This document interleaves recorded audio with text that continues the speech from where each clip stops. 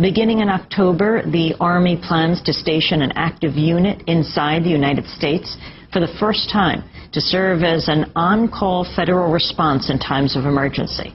The 3rd Infantry Division's 1st Brigade Combat Team has spent 35 of the last 60 months in Iraq, but now the unit's training for domestic operations.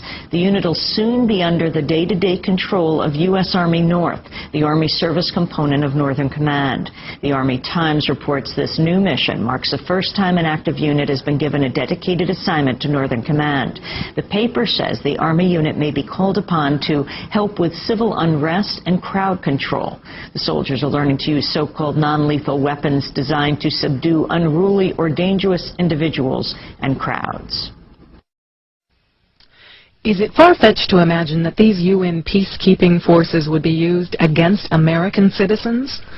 The 502nd, another unit from Fort Campbell, Kentucky, is shown here arriving as peacekeepers in Somalia, wearing their UN blue berets and UN insignia.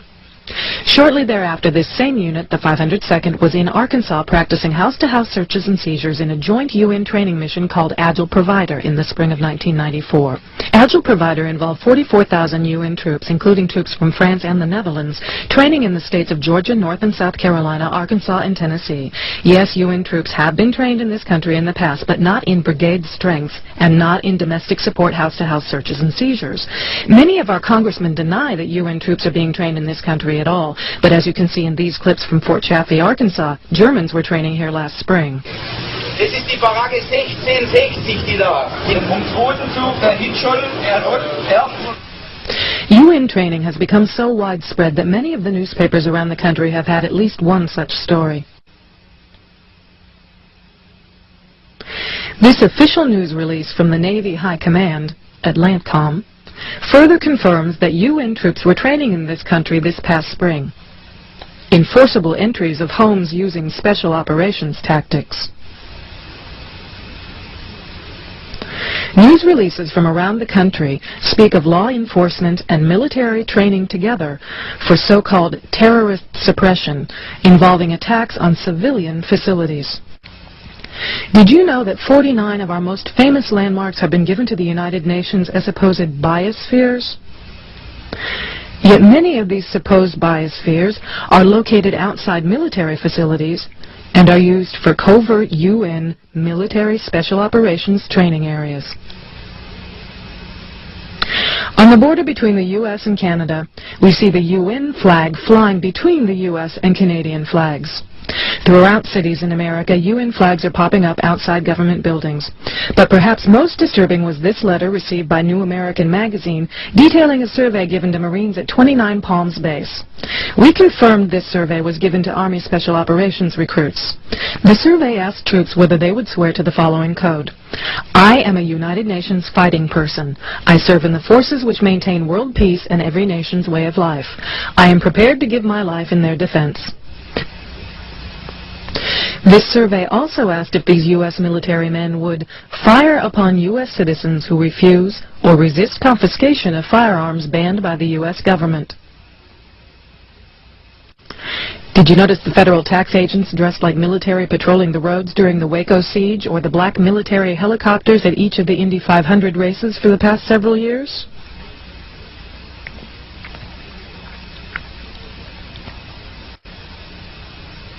We found that these state facilities are being built in the middle of U.S. Army property, not just in Indiana, but other states, as people sent us pictures of such facilities in their states, such as this facility at Camp Pinckney in Brighton, Michigan. You see not only the black vans here, but curiously, there are reverse swastikas carved into each end of the roof. We also began to receive information about the Federal Emergency Management Agency known as Fema, such as these pictures of a Fema facility in Texas. Fema operations are divided into 10 regions, as we were told in this letter from Fema. The American public has been led to believe that Fema is for disaster relief operations. Yet if we look at military manuals such as FM 4130, the U.S. Army Civil Affairs and Operations Manual, you'll find the details about who Fema really is. The government doesn't want this information out because, as you can see, the manual says to destroy it by any means that will prevent its dissemination. The manual says that FEMA is the executive agency that serves as the point of contact for the USG for emergency management within the United States. Under Executive Order 12148 of July 20th, 1979, the President transferred all functions from the Civil Defense, Civil Preparedness agencies under the Department of Defense to FEMA.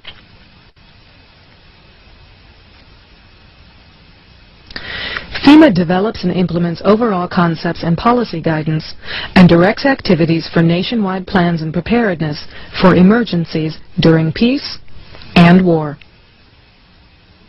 It also develops plans, systems, and capabilities for protection of the U.S. populace, government, and industry, and for stabilization of the economy in time of emergency.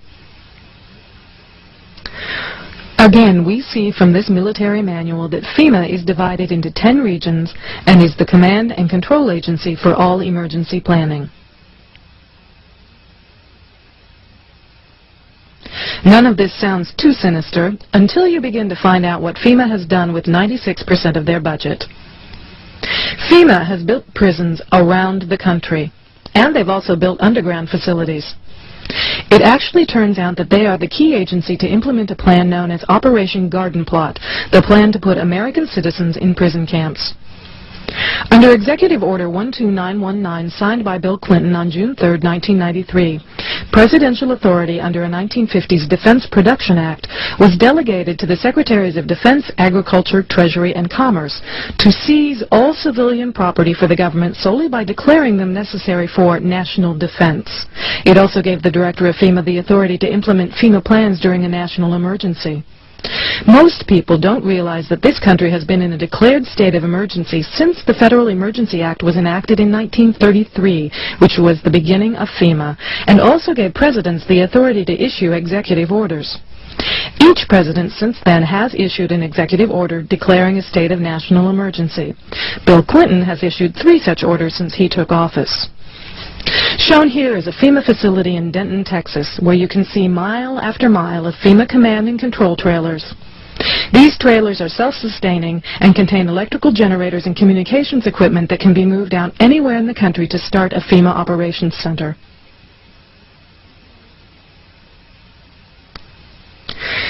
Several military manuals, such as these manuals, ranging from 1985 through 1994, speak of FEMA as the implementing agency for Operation Garden Plot, the plan to put American citizens in prison camps under military control.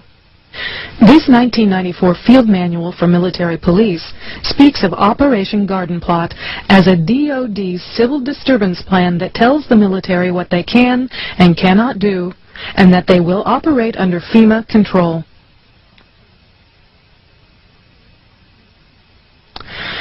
Several thousand U.S. troops are training in the U.S. this summer and fall, and if we look around us, we can see plenty of the signs and symptoms of a global takeover under the auspices of the United Nations taking place right here in our country. These trucks are Soviet trucks imported from eastern Germany, parked at a private facility in the DeSoto National Forest in Sautier, Mississippi, just outside Gulfport off Highway 59. A sign on the facility says Airmar. Airmar is privately owned, but the signs on fences around the facility say this is a U.S. Customs facility. Several acres of federal forest land was bulldozed to create this customs facility solely for Airmar. No one knows for sure what this facility really is, but one thing is certain, it's not what we're being told it is. And there are 750 Soviet chemical trucks sitting in Mississippi whose sole use is to spray chemicals and nerve gas in chemical warfare operations. What are they doing in Mississippi?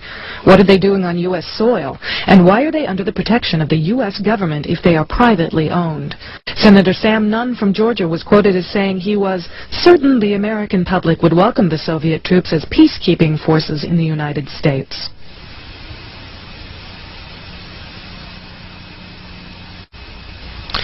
Not only have these Soviet trucks been found in Mississippi, people recently photographed these 2 clearly marked Soviet vehicles in Texas. This train full of American-made tanks was one of 7 such trains that passed through Indianapolis en route to Fort Lewis, Washington in June. We were told that this was the 3rd Armored Division returning from Europe. Yet Fort Lewis has such a severe housing shortage that many military families are actually living in tents. Yet this whole division is being sent there. 3 other such trains passed through Indianapolis in early August, one heading to Fort Riley, Kansas, another to Alabama, and the 3rd to Fort Lewis, Washington. Are these tanks part of Operation Garden Plot, to be used to round us up for the slave labor camps, along with the black helicopters and federal law enforcement that look like active-duty military stationed in our roadways as they were in Waco? Welcome to the New World Order. Expect no mercy.